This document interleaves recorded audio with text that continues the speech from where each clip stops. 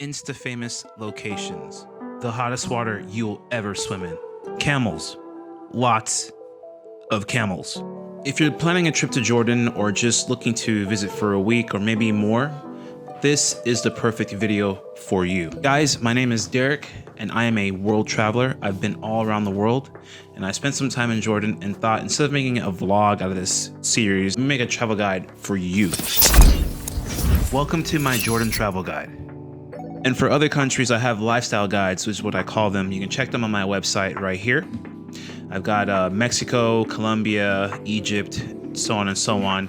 These guides will help you further enhance your travels. First things first, the first thing you need to know is that there is a Jordan Pass. And Jordan Pass is your friend. What is Jordan Pass? Well, I'm glad you asked. It is the ultimate sightseeing package for visitors and tourists from all over the world that can use this to enhance your experience in Jordan. So depending on how you want to travel Jordan, you can use it for a week, maybe a month. This is kind of better for you if you use it for more than a week. That's how you kind of get best for your buck. And you can buy it here on jordanpass.com. So you need to understand the type of traveling you want to do. I think this is best for you if you're going to be there for more than a week, so you can use it. And it's mostly used for governmental sightseeing, not kind of local stuff. You won't really get much use for it. So how do you get to Jordan? It's another question. If you don't know, there's actually multiple different ways. So if you're coming from the States, obviously you want to fly from where you're coming from the state to the capital, which is Amman. Or if you want to be cool like me, you can take a ferry from northern part of Egypt. And that's very, depending on how you want to travel, it's great for both. I would suggest trying a ferry. It is a different experience than flying from your state to the capital. And the ferry goes from Nuweiba to Aqaba, which is the end port of Jordan. When entering the country right now, because of COVID, there are requirements. You're gonna have to take a PCR test from your home country, and you're gonna take a Jordan test, PCR, to test into Jordan. So I get these questions a lot of like where to stay. And this is kind of like the pivotal point of how much you wanna spend or how much you want to kind of budget. I came from Aqaba, which is the end port. And I want you to understand that there's 3 areas within Jordan that are the hot spots. There's Aqaba, Petra, Amman. Where I would want you to stay is Petra, but you can also change. This is just a travel guide. So I found a place in Petra that allowed me to stay for $6 a night. And this place is called Petrapods. And this is actually a hostel, but it's not just a hostel. It's a hostel divided into 2 buildings. And because of COVID, there's no one really there. So you have the whole place to yourself. And this place is great for getting your buck. This place is also perfect because it's right next to Petra, which is a pivotal destination you need to see. So the reason why I say staying at Petra versus Aqaba and Amman, not only are you closer to your destination of Petra, you're also close to Wadi Rum, and you're also a lot closer to, well, kind of to the Dead Sea, which is what you need to see. But you don't have to stay at this place. This is just my recommendation. The way I traveled and the way I figured out how to do Jordan was through this type of direction. This is $6 a night. You've got your own room to yourself, but it could be different if you're with a family or friends. You guys want to be at like a more private hotel. It's totally up to you. But this place is great because it's right next to, like, literally walking distance to Petra. When getting around, you want to understand you're not going to have like a lot of Ubers, you're not going to have a lot of cars, you're going to really depend on taxis, unfortunately. Taxis and buses, but the buses kind of run differently than taxis. And you need to understand taxis are going to be the one taking all of your money, because Jordan is not a place that's very close together. Everything is so far. So if you want to go to Wadi Rum, it's going to take you an hour and a half. If you want to go to Petra, you can walk there, which is great. But if you want to go to Dead Sea, it's going to take you like 4 hours to get there. And that's where most of your money is going to go. So understand, getting around, it's taxis. And I've tried, other types of buses, other types of transportation. It didn't really work out. There's gonna be a time where, hey, you're kind of hungry. What do you want to eat? Some people may not be too familiar with Jordanian food, let me tell you something. It's not bad. It's very similar to Egyptian food. But if you're not open, sorry, it's totally fine. You can just settle for like chicken and rice. And they have like a side of, we call it Ariane, which is like yogurt. This is like a really basic dish. You don't have to go buy luxurious food. You can just eat local dishes. But the one thing I want you to know is when you're buying food, try and have a local buy the food for you, because there's a foreigner's fee, which is what you should know anywhere around the world. It's a lot better to have a local buy you the food instead of yourself, because it can add up, and there is a pretty nasty foreigner's fee in Jordan. Another question I get asked a lot when I'm on TikTok or I'm on Instagram is, how much should you bring? Because of, I'm using an example, the income that I make is from USD. Jordan's currency is a lot stronger than USD. What I spent in 1 month in Egypt was about $890. What I spent in Jordan for 1 week was about over $500. I don't know what type of traveling you're trying to do. Some people can do it in a couple days. Some people can do it just a week, or maybe you're planning to stay longer. I would say what you should kind of bring is just $1,000. And also convert it before you come, because that's going to save you a lot of time. $1,000, you can do whatever you want. You will be comfortable to kind of roam around Jordan. And this is kind of like a budget I'm assuming for like a week.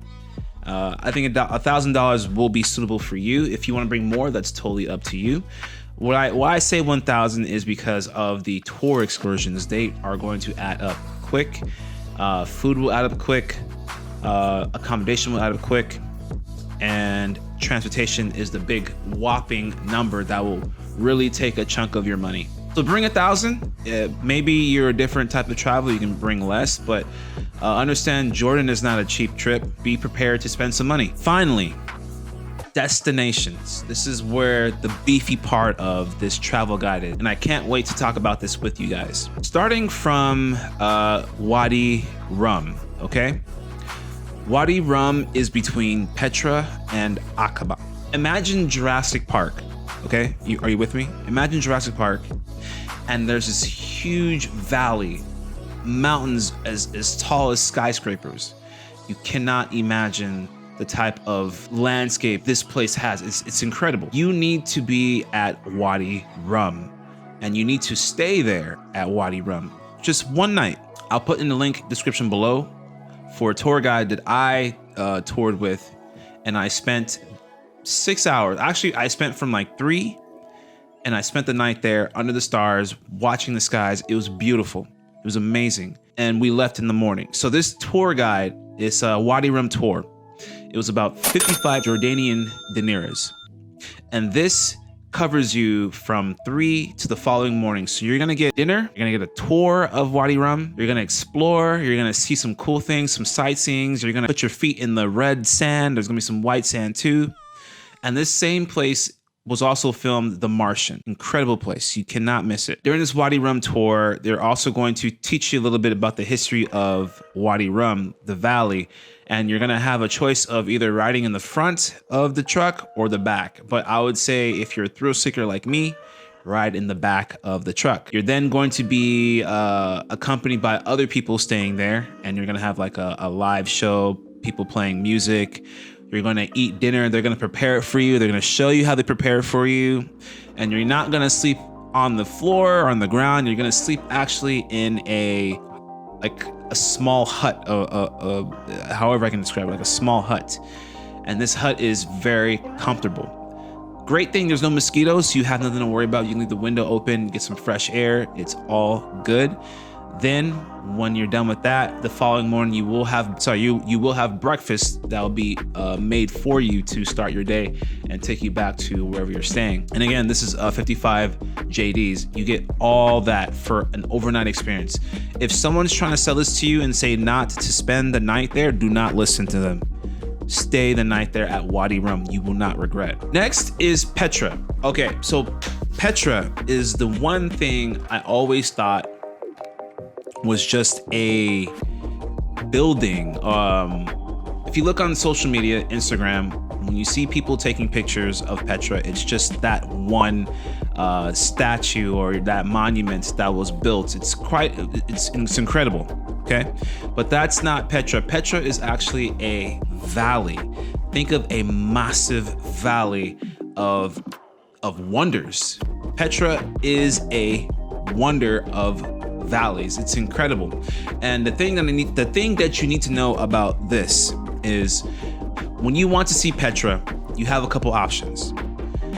You need to do Petra in 2 days. And this is why I say 2 days, because for 1 day, it is 50 JDs. And you have to be there in the morning to walk this valley. It can be done in 1 day, but it's very tiring. This is what they don't show you on Instagram. It's a lot better to pay the extra 5 JDs for a 2-day visit in Petra. Trust me on this. That way you can do Petra half for 1 day and then finish the rest the next day. And it's worth the extra 5 JDs. Trust me, you will not regret, because I personally tried to do this in 1 day. It wasn't possible. I was so glad I did this on the second day, and it took me all day to walk. Because guys, understand Petra is a 4-hour hike. You're gonna have a map and you're gonna have to make choices of what you wanna see in this 1 day. Why do that with pressure?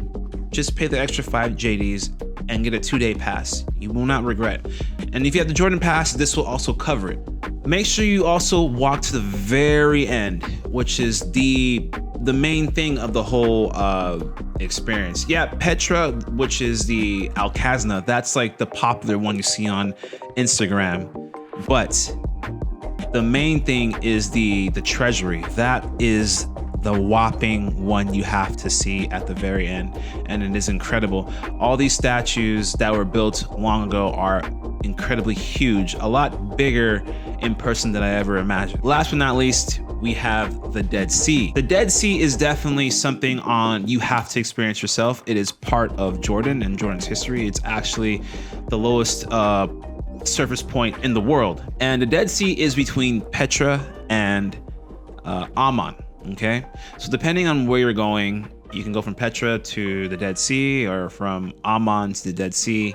However you want to do it, it's the only way to get there. An effective time is with a taxi. Okay, so once you get there, be prepared that this water is hot. This is the hottest water I've ever experienced. And once you get closer, it gets hotter and hotter. Like the heat from this water is incredible. And this water, if you've been anywhere or experienced anything like Siwa, Egypt, this water will allow you to float on your back or on your stomach. But definitely don't let it get into your eyes, because you're gonna have a lot of problems, okay? The Dead Sea is pretty simple. You just enjoy, get a feel of it. The mud is actually very healthy for your skin, and there's gonna be a bunch of shops around where you can buy that mud and take home. It's very therapeutic for your skin, from what they say. I didn't really take it home or anything like that, but I did rub it on my skin. It was pretty cool. And then just enjoy. That's pretty much it. If you want to use one of the bungalows, they're gonna charge you one of the stations. You're also gonna be charged to wash yourself, which is about 5 JDs for foreigners. I think it's like 1 or free for locals. So be aware of that too. And to get to Dead Sea, from which I came from Petra, I split it with another guy, which was 65 JDs for us, so we split into 2. But if you go by yourself, you'll most likely be charged around about 70 JDs. So be aware of that as well, okay? And that's pretty much it, guys. That is what I want you to know and understand, how to maneuver around Jordan. If you have any questions I didn't cover in Jordan, please let me know in the comments below. I'll be glad to happily answer those questions for you. Please don't forget to like, share, and subscribe. I am a world traveler. This is what I do. I have other lifestyle guides on my website, which you can find below in the description. I hope the travel guide helped you. I hope it gave you an understanding of how to maneuver through Jordan. Some people don't like traveling to Jordan because it can be expensive, but it's one of those places you have to kind of you have to visit, you have to see it. So with that being said, I will close it out, and I will see you guys on my next video. Take it easy. Peace.